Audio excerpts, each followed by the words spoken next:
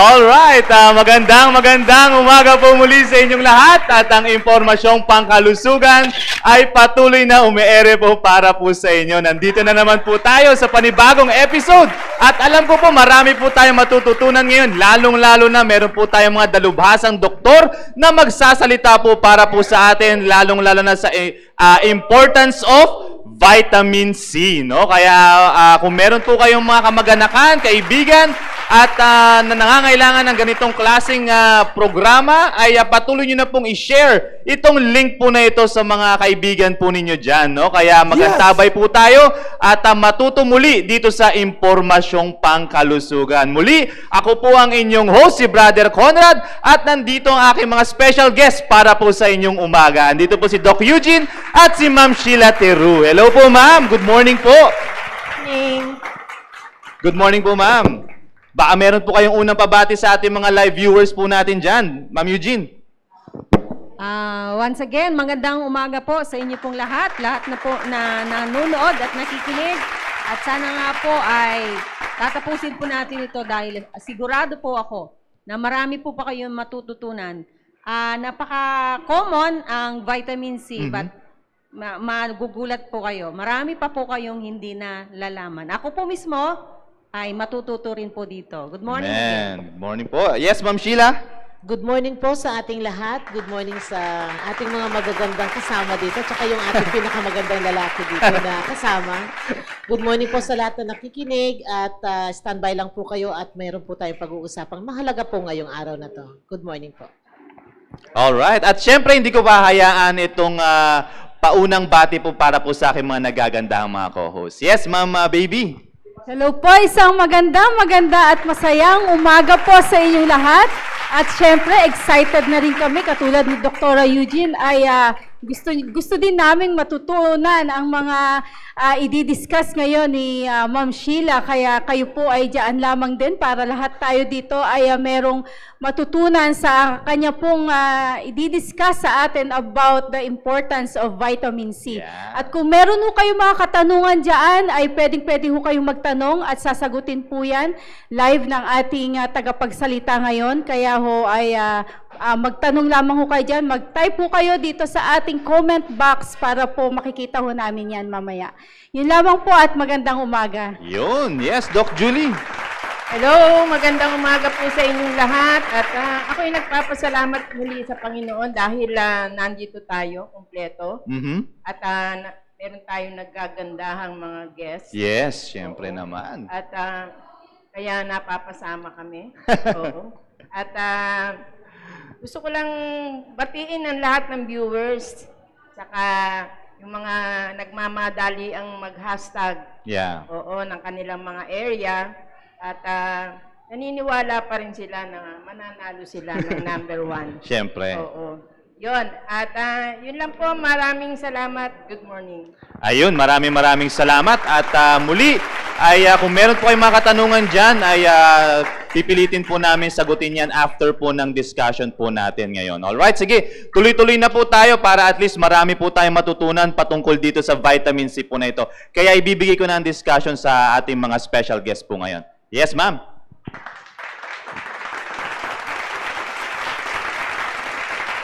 Okay, good morning po ulit. Ngayon, ang pag-uusapan po natin ay yung kahalagaan ng vitamin C. So, ang vitamin C po, pag ating kinain yan, magmula sa bibig, papunta sa stomach, sa malilit na bituka, papunta din yan sa mga sa liver at pagkatapos, ang benepisyo naman niya papunta sa mga cells. Ito ay essential po. Ang vitamin C ay essential para sa pagbubuo ng collagen. Ito ay mga substances na literally na sila ang nagbubuo para sa ating katawan. Yun ang mga collagen. Binubuo po yan ng vitamin C. And then, involved din po ang vitamin C sa pagbubuo ng norepinephrine. Isang neurotransmitter na responsable po ito sa pagre-regulate ng ating stress level. So, papunta po yan sa brain at kapag hindi natin na-control yan, merong tinatawag din naman ng mga chronic stress. So, para po ma-regulate yan, isa po sa benepisyo na vitamin C ay ang neurotransmitter para dun sa stress level regulation. And then, importante din po at nakakatulong din ang vitamin C para sa pag-inhibits o paghinto ng mga bacterial invasion growth para hindi sila dumami at ganun din naman ito ay nagpapalakas din sa cells para mapaglabanan ang mga pathogens. Yan po ang mga ilan lamang sa mga benepisyo na makukuha natin sa vitamin C. Ito din po ay isang powerful antioxidant. Ngayon, pag pinag-uusapan po natin ang antioxidant, marami pong talakayan dyan at napakalaki po ng usapin patungkol dito sa antioxidant. Ang vitamin C din po ay nakakatulong para mag-create siya ng amino acid sa tyrosine. Ang tyrosine po kasi ay isang component ng protina na kung saan nandoon ang mga hormones. So, nagre-regulate siya ng kasiyahan at kalungkutan. Siya yung nag-aayos doon sa hormones. And then, nakatutulong din po ang vitamin C para sa pag-transport o pagpapadala ng mga amino acids papunta sa ating cells para magamit natin ito bilang ating enerhiya. At ganyan po kahalaga at kung bakit ang vitamin C ay masyado siyang famous. Subalit po, lahat ng mga vitamin C sa merkado ngayon ay hindi sila mga vitamin C, but merely synthetic ascorbic acid. Diyan po natin pag-uusapan yan. Oh. Ang vitamin C po ay nadiskubre ni Dr. Georgi. Ito ay isang biochemist, Hungarian biochemist, na kung saan nakatanggap po siya dito ng Nobel Prize doon sa physiology or medicine noong 1937.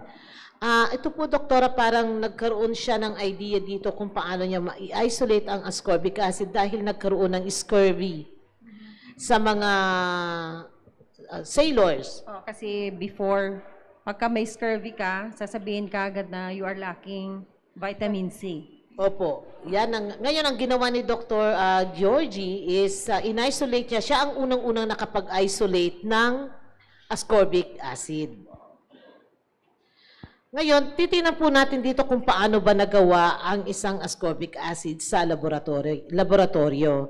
Ito po ay nangangailangan ng vegetable starch para dun sa kanyang enzymatic catalyst. Nangangailangan din po yan ng sorbitol. Nangangailangan din yan ng glucose at iba pang mga acidic para fermentation. Suma total, ang isang ascorbic acid ay gawa po sa laboratory.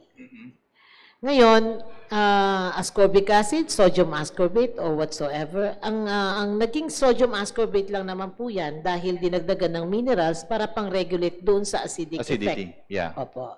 Kaya mayroong ascorbic acid at mayroon ding sodium ascorbate. Opo. Still, ito ay ginagawa nga po sa laboratory. Ngayon po, thank you po, Ma'am Eugene.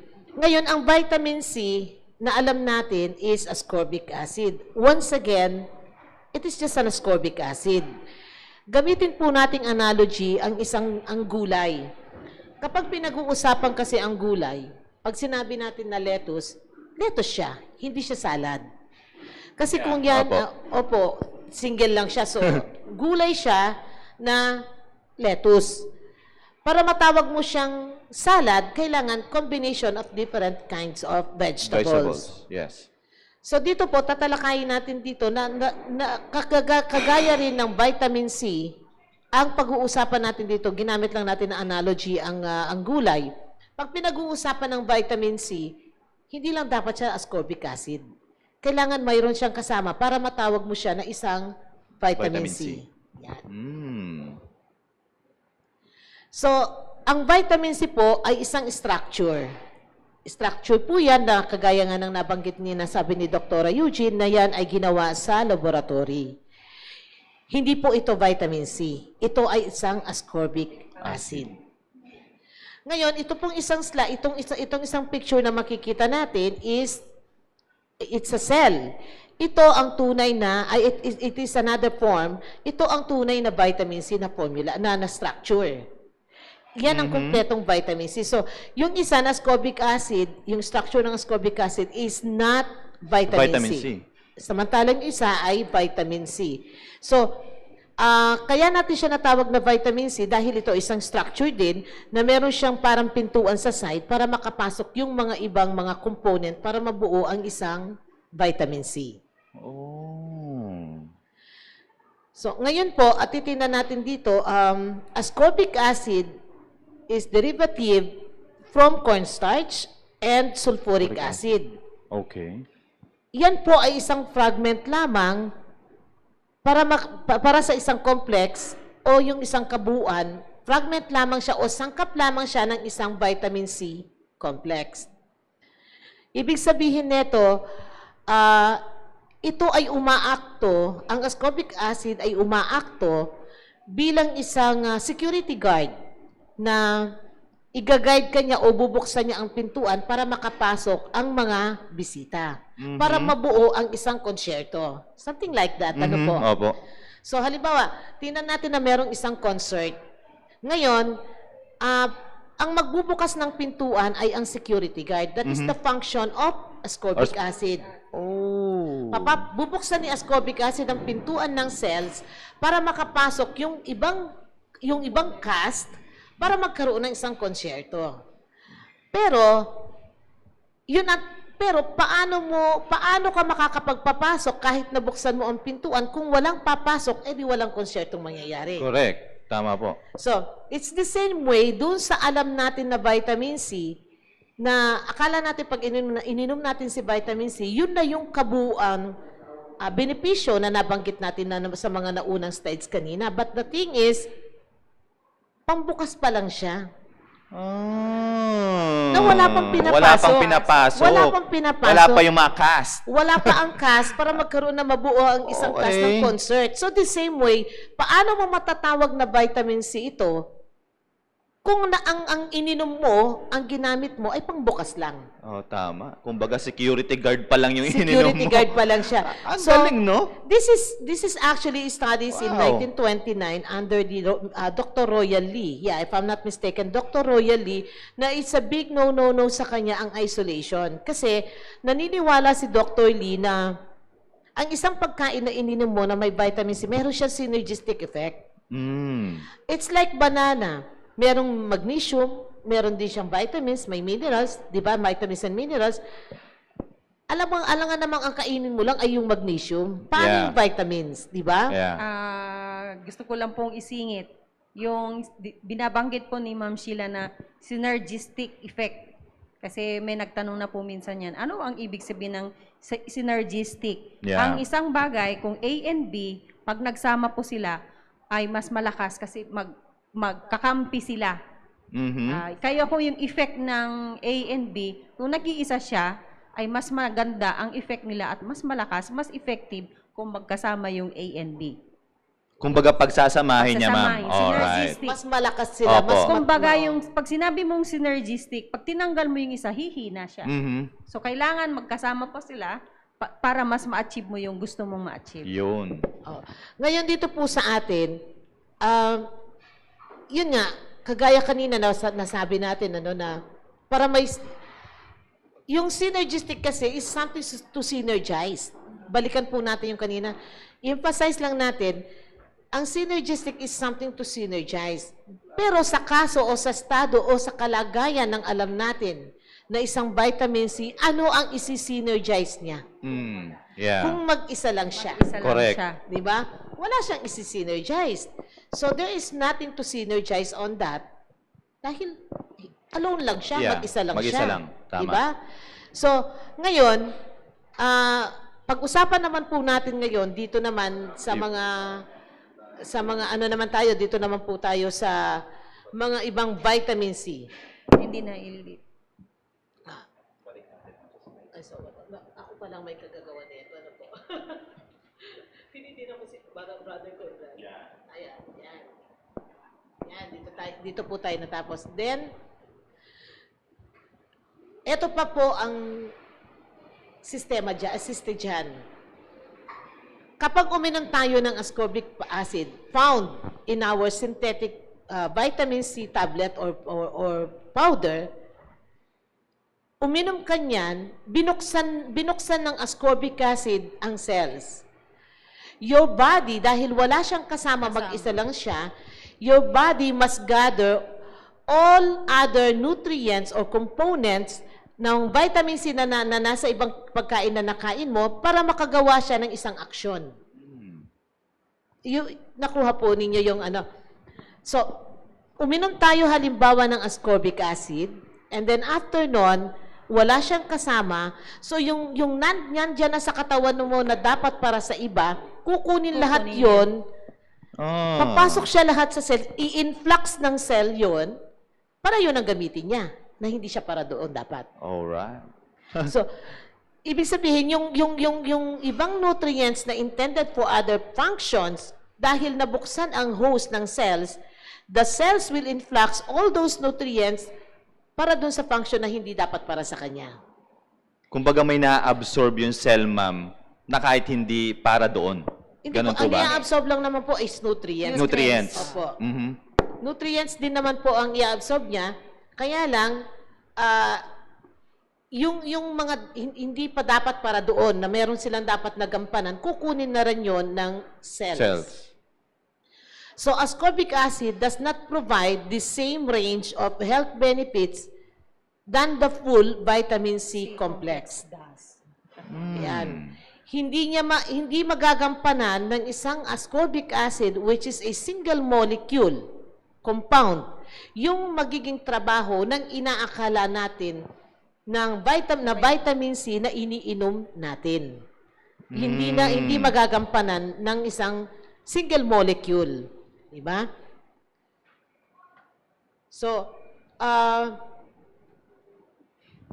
after circulating yan sa ating system, actually, in the event that your body does not have adequate reserves of other components, ascorbic acids itself does not provide the same range of health benefits that the full vitamin C complex does. Hindi po kapareho yan.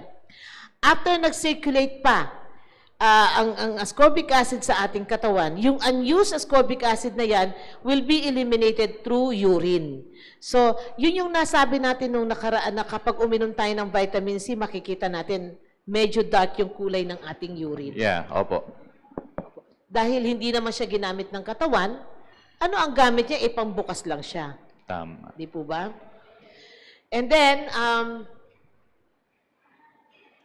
ang vitamin C po, vitamins are not individual molecular compounds. Lahat po ng vitamina ay hindi yan nag-iisa lang. Kaya makikita natin sa merkado, merong vitamin B complex, merong multivitamins and minerals, kasi hindi lang po nag-iisa ang vitamin. Hindi siya pwedeng gumana ng nag-iisa lang. Hindi siya dapat individual molecular compound. Dapat mayroon siyang kasama para makapag-synergize, na sabi nga ni Doktora, para mas malakas ang kanyang function sa katawan. Vitamins are biological complexes. So, ang mga vitamins din ay sila yung mga nag-i-encompass sa mga ibang level o ibang vitamin, at ginaganap nila ang biological complexes ng vitamins sa lahat ng iba pang mga antas ng mga organelles. So, organelles, cells, tissues, organs, at yung organ system. Ibig sabihin, dahil kailangan silang marami, kailangan meron silang synergistic partner, para ma-encompass ng maayos papunta doon sa ating organelles, sa kabuuan, sa powerhouse ng ating cells. Para makuha natin ang tunay na benepisyo nila. Ngayon, ang vitamin din ay sila yung mga biochemical vitamins are biochemical interaction that can only be activated or gagana lamang sila. Okay. Gagana lamang po ang mga chemical reactions ng vitamins kung ang lahat ng components o sangkap ng isang vitamin complex ay present and working together. So, synergism pa rin. Synergistic pa rin, opo. Yung kanilang, ang mga vitamins, yung kanilang biochemical interactions ay gagana lamang kung ang lahat-lahat ng kanilang mga kasangkapan, makinarya, ay magkakasama para magampanan ang isang tunay na vitamina. Otherwise, there will be no vitamin activity. Parang wala lang, ma'am. Wala lang. Kasi there is a significant difference with vitamins and a vitamin activity. Ang vitamin is sila yung mag-i-encompass lahat-lahat. Pumasok ka doon, lahat-lahat. Dito ka pupunta sa mga organelles, sa cells, sa tissues, o sa powerhouse ng ating cells. Ang interaction naman ng mga vitamins na ito ay kailangan silang buo. Kailangan buo sila. So, yun ang kanilang activity. Merong activity at merong vitamin at meron ding vitamin activity. So, again, there is no such activity if other components are absent. Tama. Walang activity na mangyayari sa loob. So, ngayon, dahil nandito po tayo sa, sa vitamin C, sa usaping vitamin C, again, ini-emphasize at tinuulit ko po na walang activity kung nag-iisa lang siya. Correct. Dahil yung kanyang mga kasangga o mga kasama o kagrupo ay nawawala. Parang dito, kung ako lang po ang nandito o kayo, hindi kompleto ang cast. Di ba? Yeah, opo. So, dapat makumpleto Ibig sabihin, natin. pagka ininom natin ng itong bitaminang ito, dadaan lang na sa ating digestive system at lalabas sa ating urine. O, walang nangyari sa ating katawan. Yeah. Lumabas. Kaya po makikita natin kulay brown o dark ang urine natin kapag umiinom tayo ng vitamin C. Yun po ay isang pagpapaliwanag na kung bakit ganun ang kulay. Kasi kung inabsorb yan ng katawan, dapat ang urine natin malinaw. Hindi siya ganun ang kulay niya. Inaayawan yung chemicals na nandoon or hindi talaga nagamit. Kasi walang na-absorb eh. Wala pong na-absorb. Oo. Correct. So, ito pa po, most of the vitamin C, which is ascorbic acid, is just one of the complexes. Dito po natin titingnan. Ang mga vitamin C ay isang sangkap lamang. Isang sangkap lamang siya para mabuo ang isang tunay na vitamin C. And only the combination of those complexes in the real vitamin C, ang alam natin na vitamin C ay yung single molecule lang, ascorbic acid. So, parang security guard lang siya. So, wala rin siyang effect. Para po maging malinaw, alam ko, marami kasi habang nagsasalita ako, iba-iba yung naiisip ko, no? Nagja-jump ang utak ko. So ngayon po, para maging malinaw po, ang vitamin C na alam natin sa merkado, which is ascorbic acid, is not the real vitamin C.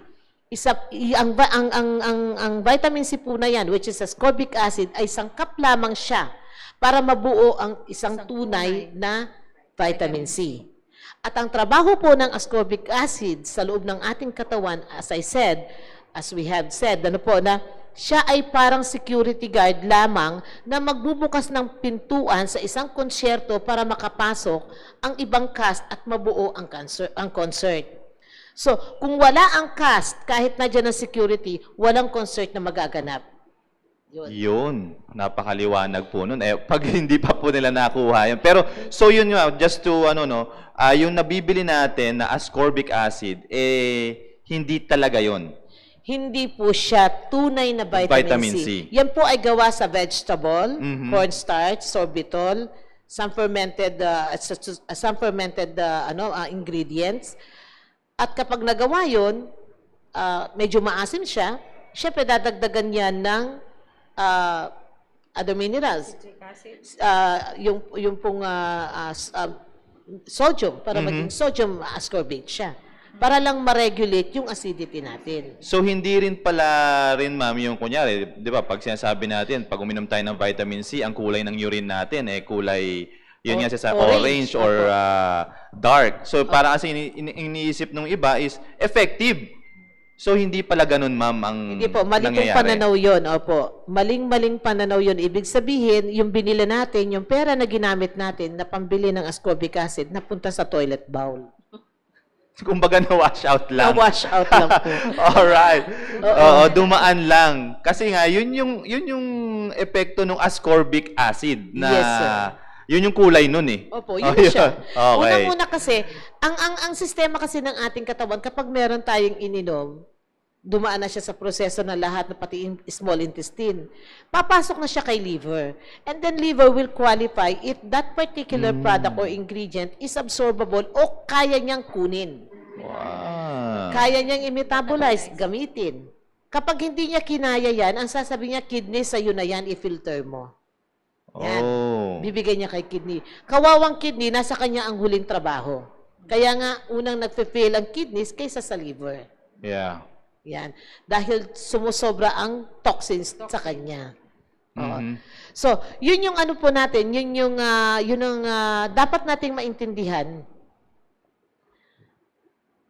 Ito kasing vitamin C na ito, noong i-discover ni Dr. Georgie, ang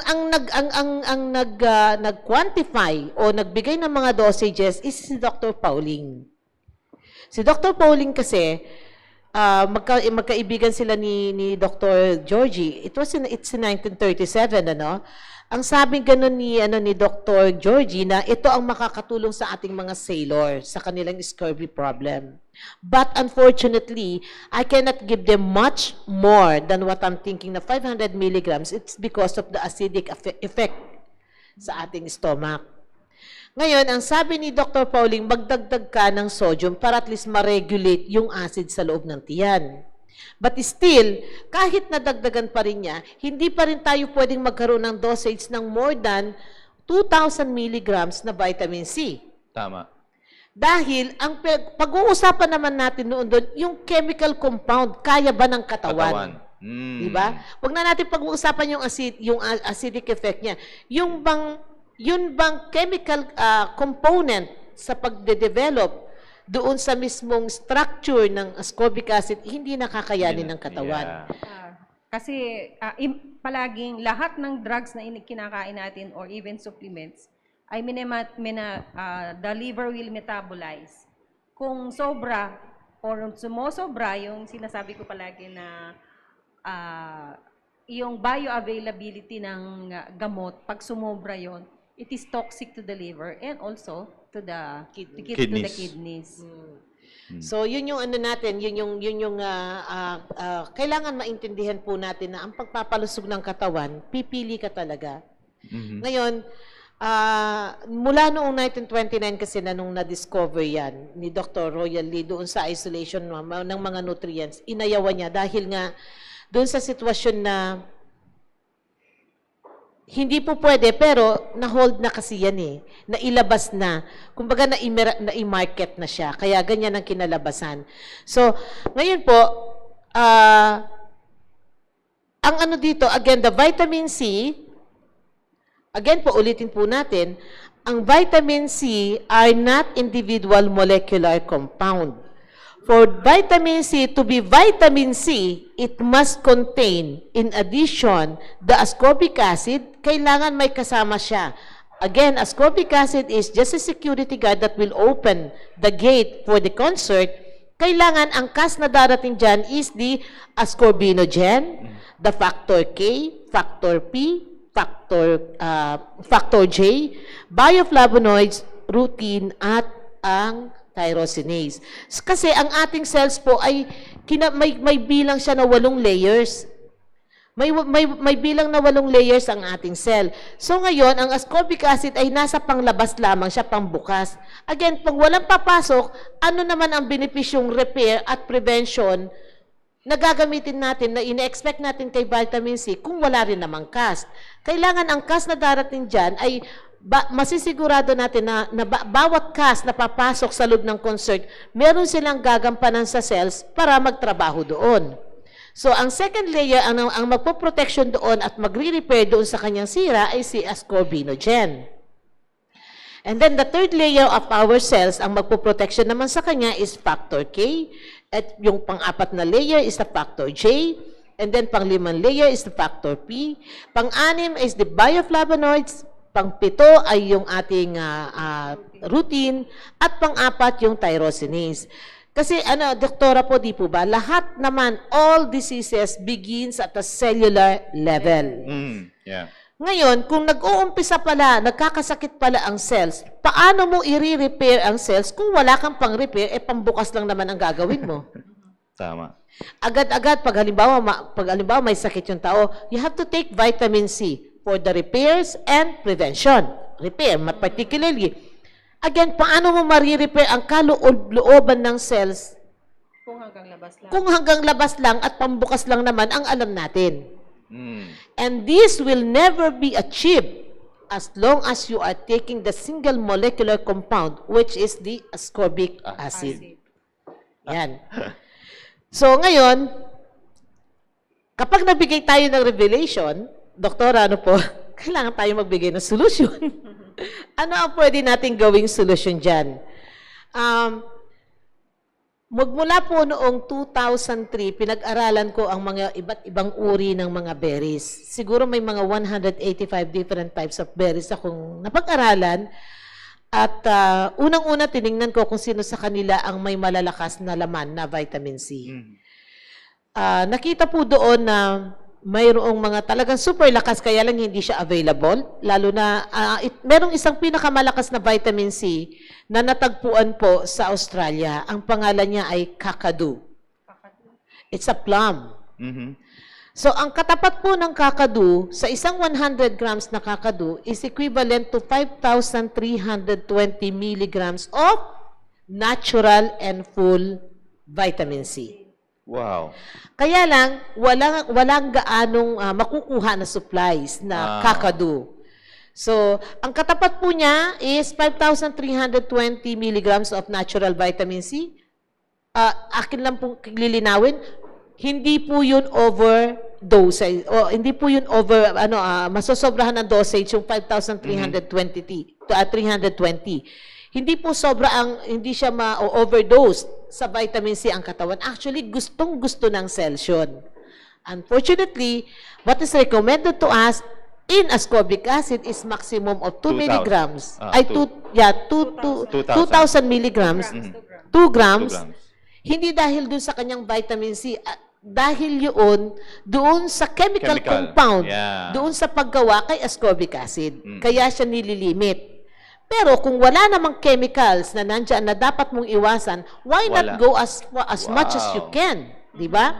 Which is very beneficiary, malaking beneficiary na ibibigay doon sa inaasam natin na repairs and prevention ng ating mga cells. Yung mga unang diniscuss mo kanina, ma'am. Opo. Mamamaximize natin Mamamaximize yun. natin siya. Yun. So, hindi yan overdose pag 5,320. But again, unfortunately to us, hindi po available ang kakadu. Merong Yun isang lang. produkto na nakukuha natin dito sa Pilipinas, na available na siya dito sa Pilipinas. Isa siyang berry na ang katapat po nito is sa bawat 100 gramo ng prutas na ito ay may katapat siya na 30 o 30 na oranges. Tapat ng vitamin C. Yan. So, ayan, mamaya natin pag-usapan, babalikan natin yun, doktora? Dito po, titingnan natin dito, Brother Conrad, Opo. Sa isang pirasong mansanas, mayroon siyang 126 milligram. Yan ang mga prutas na mayayaman sa vitamin C. 126 milligrams sa isang piraso. Sa 4 na piraso naman na kiwi is 100 milligrams. Sa 6 na piraso na strawberry, meron siyang 97 milligrams. Sa isang orange, meron siyang 69 milligrams. Sa 3 pirasong mangga, meron siyang 45 milligrams. Dito sa gooseberry, pag 100 grams is 478. At dito naman sa isang piraso na papaya is 88 milligram na vitamin C. Sa isang piraso din na red pepper, yung malaki, ay meron siyang 340 milligrams. At ganoon din sa melon, meron siyang 80 milligrams sa isang cup. Sa papaya sa papaya is 67 milligram. So, kung ito-total natin lahat, kung kakainin natin yan sa isang kainan, meron tayong 1,459 milligrams. Ngunguya tayo ng isang oras at magdadigest tayo ng isang oras din. Di ba? Ang dami. Ang dami po niyan. Ang dami nating kakainin, kaya nga hindi ko sila kinoconsider na isa sa pinakamataas na content o source ng vitamin C. Nabanggit ko po kanina sa aking pag-aaral, meron ako nakita na noong 2003 pa ay yung kakadu. Opo. Kaya lang hindi po siya available. Ngayon, dito po tayo ngayon, dito sa available, kailangan makita natin yung kung ano yung pwede natin, yung available dito sa atin na pwede nating makuha dito o mabili dito sa Pilipinas. Yung pangalawa sa pinakamataas na natural source of vitamin C is the kamu-kamu. Hindi kamukha ako Kamu-kamu berry. Yan. Kamu-kamu berry. Yan ang kamu-kamu berry. So, sa isang daan o 100 gram of kamu-kamu berry, meron po itong 2,160 milligram of natural and complete vitamin C. Nakaangkop na po dyan yung magmula sa unang layer ng cells, pangalawa, pangatlo, pang-apat, pang-lima, pang-anim, pang-pito, hanggang 8 layers po nakakapasok po at kayang proteksyonan ng kamu-kamu berry. Wow. Yan. At yan po, sa 100 o 100 gram of kamu-kamu berry is equivalent to 30 oranges. Pambihira.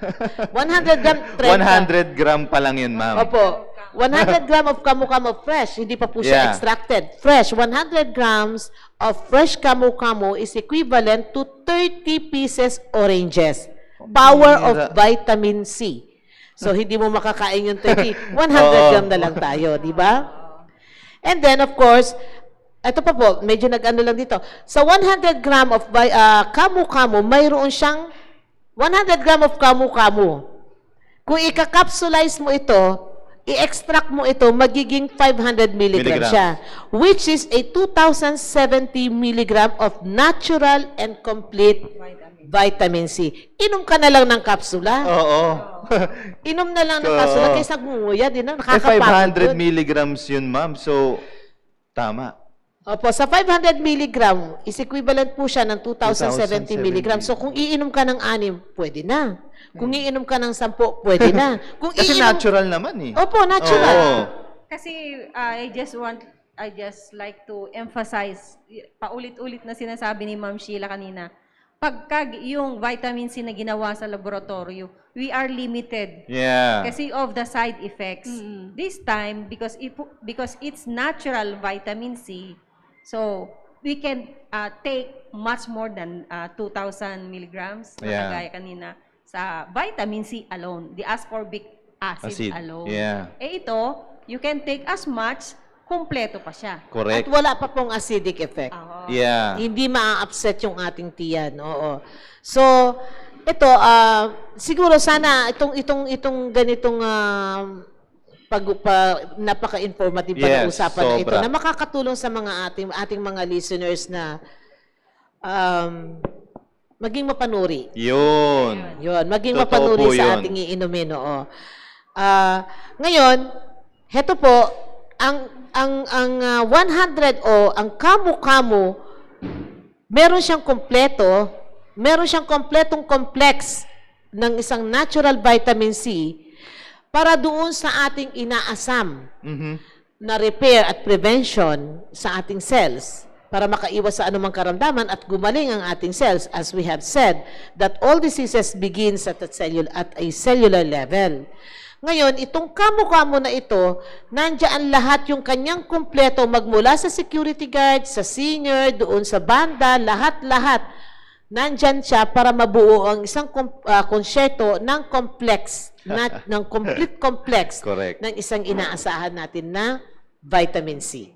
Kumbaga, whole package na to, ma'am. Full package po siya. Oo. Napakaganda. Ngayon, sa ano po, sa mga prutas, the kakadu, every 100 gram of kakadu is equivalent to 60 oranges. 60. Opo, mas mataas siya. Kaya lang, ang hirap talagang hanapin. Ngayon, ang kamu-kamu naman is equivalent, per 100 grams is equivalent to 30 oranges. But there's another one, the acerola. Every 100 gram of acerola is equivalent to 15 oranges. And then pababa ng pababa, kagaya yung mga pinakita natin na kanina, magmula sa guava, sa gooseberries, at ibang mga prutas.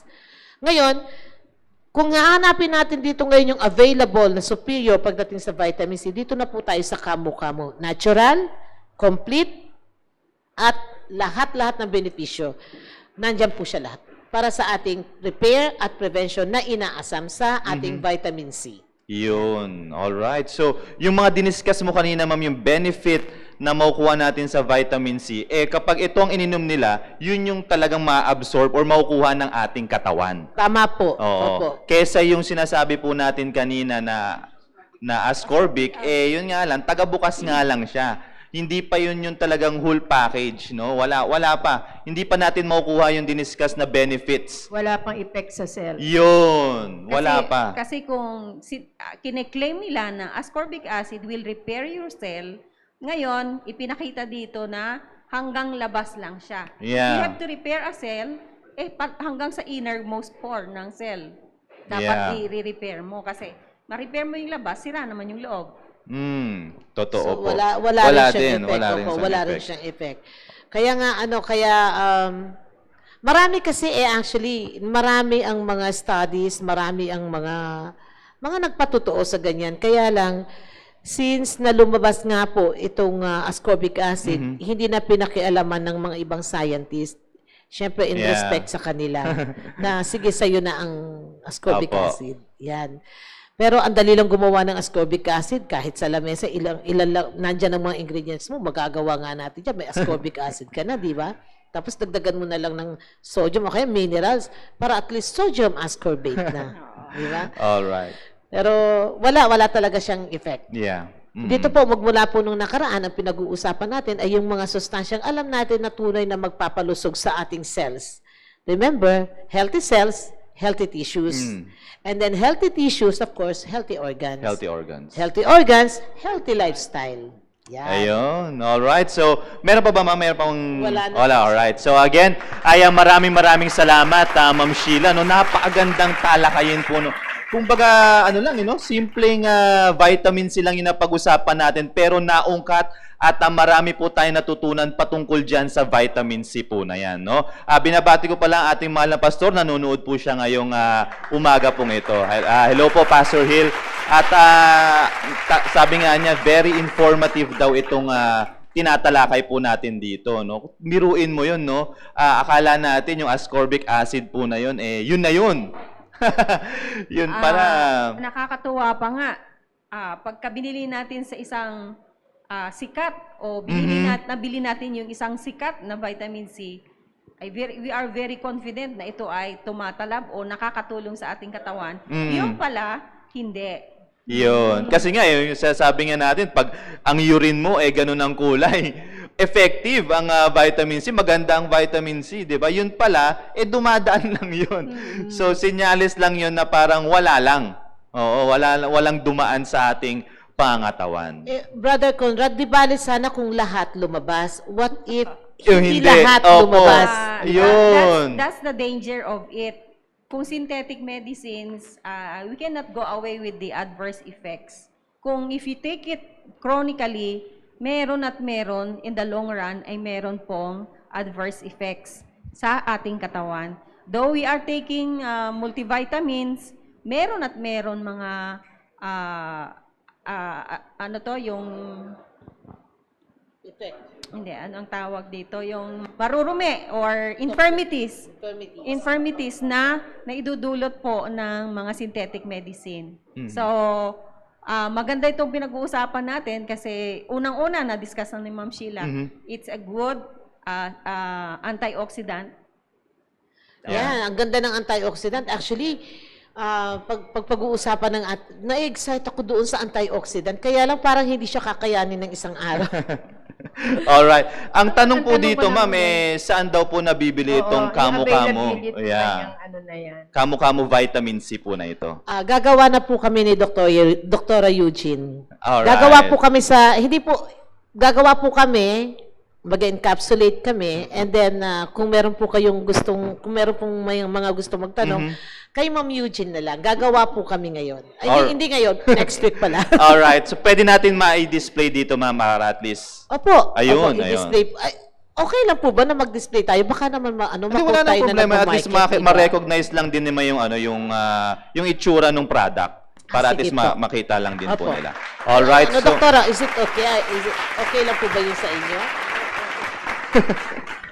Alright, so kung gusto nyo pong mag-avail nung ganong kamu-kamu vitamin C ay kontakin nyo lang po si Doc Eugene Mendoza. Alright, so again, ang ganda po ng mga tinatalakay po natin dito. May mga konting katanungan po dito, no, babasahin ko lamang din po. Para at least masagot po natin or masagot po ng ating mga kasama po dito, no? May katanungan po dito galing po kay Ma'am Bering Panahon. Ang sabi po niya, paano malalaman yung original at yung hindi original? Ano ang palatandaan niyan? Salamat po. Siguro ma'am sa vitamin C po ito na sinasabi kasi yun nga merong mga sinasabi, may binabanggit po tayo dito. Yeah, paano daw po malalaman, no? Paano daw po malalaman yung original at hindi original Oo. na vitamin C po, vitamin C. Ang sa akin lang opinion ko lang, bakit original? Tunay. Tuna, yun. Original. Kasi pagka original, para bang damit 'yan. Hindi ito ay original, ito ay ginaya. Pag sinabi natin sa vitamins, ito ay tunay. Tunay at hindi siguro original ang ibig sabihin. Yeah, opo. Mas maganda yung word na tunay. Kasi nga, yun nga, lumalabas po tayo, may mga lumalabas sa market po na sasabi nga nila, this is the vitamin C. Like, nakalagay, ascorbic acid, vitamin C. Pero hindi naman po kasi yun talaga yun eh. Okay. Hindi pa po yun. Yun Hindi yung pa vitamin C na yun. Kumbaga, yung, as they discuss nga po kanina, yung nabibili po natin na yun ay parang tagabukas lamang. Oo. Para ma-absorb yung mga kinakain po nating mga nutrients. unfortunately, that is the product na alam nating tunay na vitamin C. Hindi Yeah. pa rin po siya tunay. Yun. Hindi pa rin po siya vitamin C kasi ascorbic acid, again, is not a vitamin C. Mhm. We cannot even say fake. Kasi nga sabi ni Ma'am Sheila, the ascorbic acid component is there. So, pwedeng tunay, pero kulang. Yun. Oh, yun po. Saka yun pa, yung sinasabi po nila kanina, may chemical. Oh, yun. Hindi natin matawag nitong Anything that goes in a laboratory process, ay Yeah, merong may ilalagay na chemical. chemical. Yun. Opo. Hindi mo ma-perform, doktora, kung hindi natin ilalagay. At yun naman ang purpose kasi nga kaya natin lalagyan ng chemical na tayo lang ang nakakaalam o kahit i-disclose natin. It's for the marketing at saka patenting purposes, of course. Business yan eh. Yeah. Hindi po ba? Kay Ma'am Sheila, meron akong may nag-send sa akin ng picture dito ng siguro vitamins tong nabili niya. Aside sa vitamin C, merong calcium, magnesium, zinc at saka manganese and potassium. Okay ba to, Doc, aside from vitamin C na iniinom niya?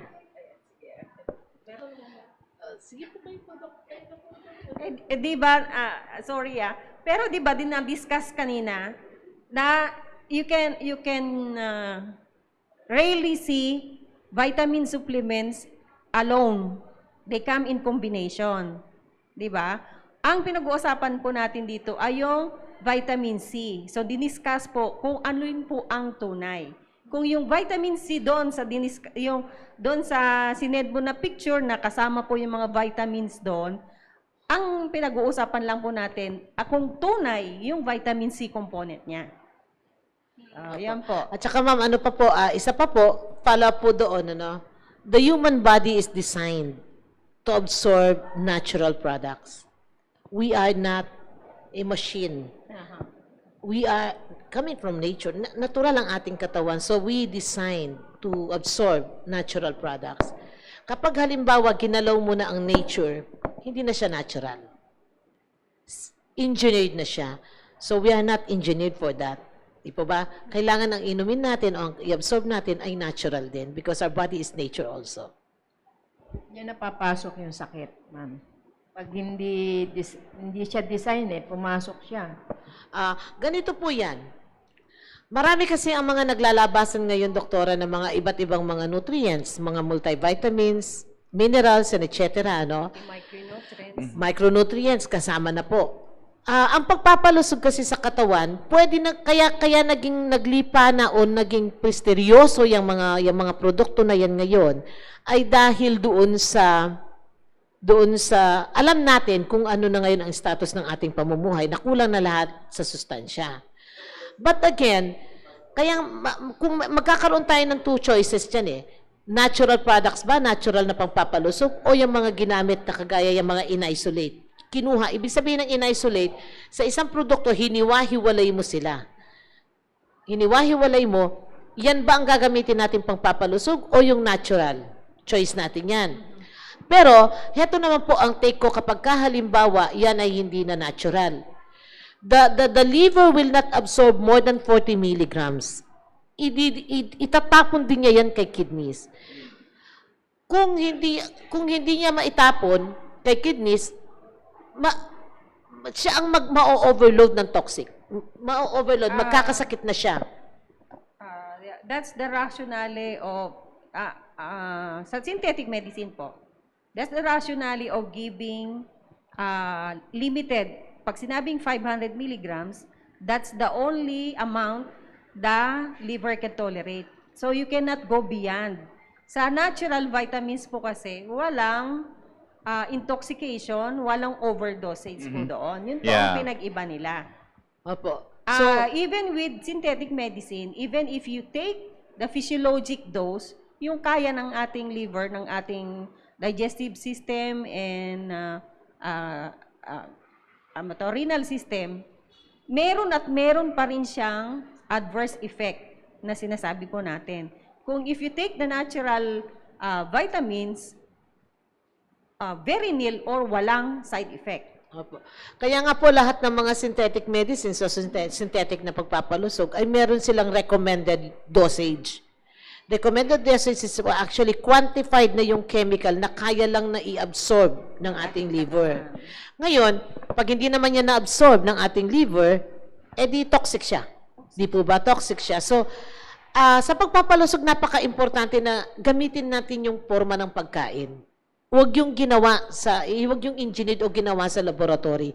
Kasi pagka forma ng pagkain niya, nandiyan buo lahat ang kanyang synergistic properties. Alright. So, may isa pang dito, ma'am, katanungan din po dito. Galing po kay Reyda Salim. Ma'am, ask ko lang po, nasapat na po ba yung spirulina na iniinom everyday na need na vitamins sa katawan para po kasi mas stick na lang po kami sa spirulina na aming gagamitin as supplement? Parang ang spirulina po kasi para siyang stem cell doktora? Para siyang stem cell. Ang stem cell kasi, pag nagpa-stem cell tayo sa Colombia o sa Germany, it's specific siya doon sa ating cells kung ano ang kanyang function. Halimbawa sa heart, yung heart cells, specific ang stem cell doon. Pero, pwede ka naman kasing kumain ng spirulina na meron din siyang stem cell. Hindi nga lang siya specific sa heart, but all over the body. That's one point.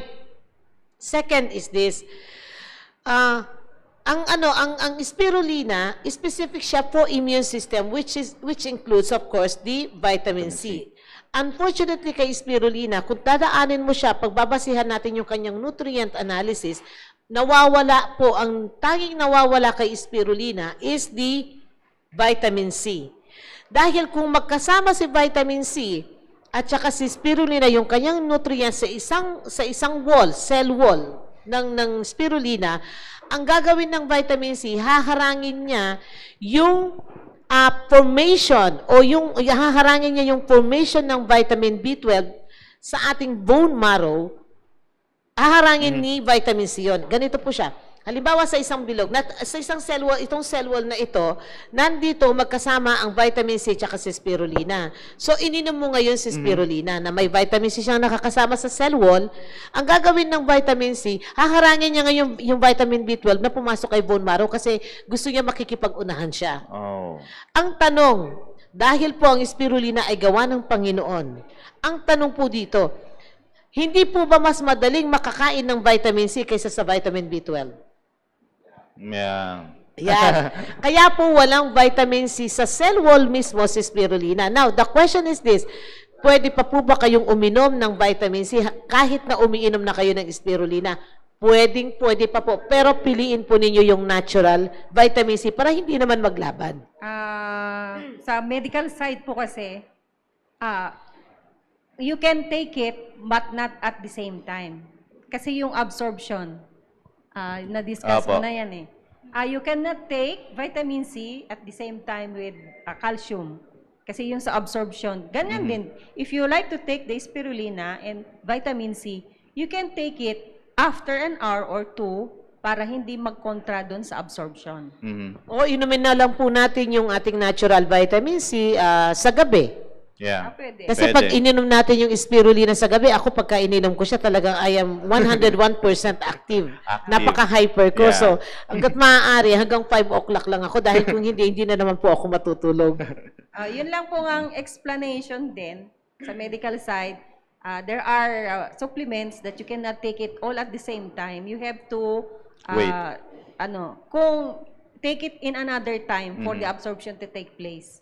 Ayan ang mahirap po, doktora. Pagka halimbawa, kahit na natural ito at natural ito, hindi pa rin sila pwedeng pagsabayin. Pero yung gatas ng ina, pwedeng sabay-sabay, nandoon lahat. Di ba? Yung colostrum. Kaya nga po, pagka bumibili kayo kahit sa synthetic medicine, you cannot look for all the vitamins in one preparation because of that rationale. It cannot be taken at all at the same time because of the absorption rate. It can one can prevent the absorption of the other. Ngayon po, meron po akong lilinawin dito para at least yung, kung halimbawa yung, sorry po, sa isipan pa lang, ng mga magtatanong, uunahan ko na po sila, bakit no approved therapeutic claim? Yeah. Yan. Halos karamihan sa mga food supplements, no approved therapeutic claim. It happens kasi in I think 2013, nagkaroon ng Committee Congress sa US dahil ang mga ibang kapitalista ay gumagawa sa forma ng pagkain nakahawig ng produkto ng pharma. Yan, yung capsule at ang tablet. So, yung mga nasa food industry, nag-extract sila at ginagawa nilang tablet at ina-encapsulate nila yung mga extracted food, solid mga nutrients, Ngayon, nagkaroon kasi ng debate diyan sa Congress na ang sabi ng mga sa pharma, umalma sila, kino-confuse ninyo ang mga consumers. Kasi you are producing the same form of our products na para saan yan? Pagkain lang naman kayo. Kami ay gamot. Ngayon, gumit na ngayon ang batas po doon na ang sinabi nila ay kung halimbawa kayo po ay sa pharma at kayo naman ay sa food industry, ang sabi ng batas, sige ikaw dahil ikaw ay sa pharma at lahat naman ng mga chemicals ay nakalista naman at naka-patent. At bago mo ginawa yun, merong clinical studies, particularly doon sa product na ginawa ninyo. May patent, may clinical studies dapat yan. Si ma'am naman halimbawa na sa food industry, paano mo i-clinical studies ang kalabasa? Di mama, gagastusan mo ba ng mahal ang clinical studies? As alam mo naman na lahat ng tao pwedeng bumili ng kalabasa. Oo. Diba? So there's walang interest kung sa business side 'yon. Kaya ang sinabi ng batas, sige ituloy mo yung sayo at itutuloy mo rin yung sayo. Pero yung sayo bilang isang pagkain na inilagay mo sa na ginawa mo ng tableta, forma ng tableta at inilagay mo sa capsules, lalagyan natin ng no approved therapeutic claim. Kaya ganyan lumabas po yan. All over the world, pag food supplement, no approved therapeutic claim. Pero hindi po ibig sabihin na walang aprobadong nakakagamot. Yan po ay pagkain. Yeah. Yan. Ang inano lang kasi sa synthetic, Yun, May in-emphasize ni clinical. Ma'am Sheila na may clinical Yeah. studies. Clinical studies lang ang pinag-uusapan, talaga naman dapat naman kasi i-clinical studies mo yan, di ba? Kahit na simpleng paracetamol, Yeah. dapat i-clinical study They mo have yan. to, kasi synthetic nga po Opo, ito. opo. Opo, They dahil, are not natural. yeah, ang clinical studies po kasi ay titingnan from reactions and to absorption kung ano ang nangyayari sa isang tao pag iniinom niya yung isang gamot na nagawa sa laboratory. Then, napaka-essential talaga. Hindi mo yan mapapapatent. Hindi mo yan gagastusin ng billion of pesos para hindi pagkakitaan. Yeah, Yes. yeah. Isa Diba? pa doon sa synthetic, it doesn't mean na kung itong taong to ay ginawa ka ng clinical studies for a while, it may not be the same after 5 years. Kaya pag sinabi nilang clinical studies to, hindi lang 1 taon, 2 taon, 5 taon. And the the final subject are the humans. Yes. Yeah. Sorry. Alright, so again ay napakaganda po ng mga tinatalakay po talaga natin dito, no, na very informative po at alam ko po dyan sa mga manonood po natin, marami po kayo natututunan. Kulang talaga yung 1 oras talaga na talakayin patungkol po dito sa ganitong klaseng topic, no? Pero I really hope na kayo po ay marami pong natutunan ngayong umaga pong ito, no? At muli, meron pong mga iba pong kakatanungan dito, sasagutin na lamang po namin yan via comment, no? Para at least subaybayan nyo na lamang po yung comment ko dyan at para at least masagot po natin yung mga katanungan po nila. Again, maraming salamat po, Ma'am Sheila at Doc Eugene, sa inyong pag-guest po na dito sa Impormasyong Pangkalusugan at tunay nga na naging blessing po tayo sa mga kapatiran po ngayon. Alright, so muli inabot tayo ng ating oras, no? At bibigyan ko na ng huling pagkakataon ng makabati or magbigay ng huling pabati ang aking mga guest po dito. Yes, Doc Eugene. Magandang umaga po ulit at maraming salamat sa isang pagkakataon po ulit. Magandang umaga rin po ulit at ako po ay isang makulit. Okay? Lagi po natin tatandaan, ang pagpapalusog sa ating katawan, kailangan titingnan natin kung yun ay isang tunay at talagang gagana siya. Kung hindi, huwag na po nating inumin. Yan. Maraming salamat po muli at sana po naging blessing po ang programang ito sa inyo ngayong umaga pong ito. Alright, so again, wag po kayong alis dyan. Susunod na po ang The Baptist Lunch. Again, have a great day and have a blessed day to you all.